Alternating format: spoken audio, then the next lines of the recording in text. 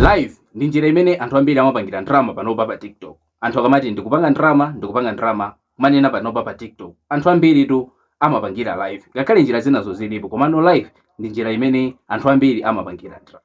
Ndiye mvideo yathu ya lero tionesana kuti tingakwere bwanji pa box.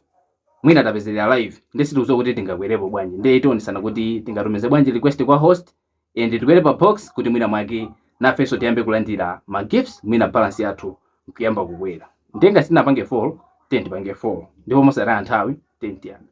Ndiye iyi tikueleza kuti ndi live ya munthu wina, ine ndifuna ndijoine nawo. So timapanga apa pamati guest pakuonesa anthu awiri pa. Kenako tipanga click pamene pa. Kenako timapangano apa alemba kuti request. Tipanga request kuti titumize request iyo. Ndiye apa request iyo ikapita apa pamaoneka no chonchi. Kusonyeza kuti request iyo yapita, tingodikirano kuti mwini wake wa live yo atiyankhe. Ndiye akativomera imabweresa izi. Ndiye apa tipanga join.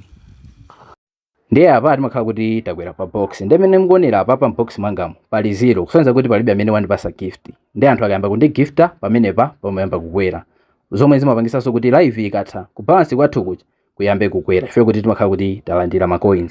Kupanga kwake ndi kumene koko. Ndiye njira zopangira drama panopa pa TikTok zilipo zambiri, koma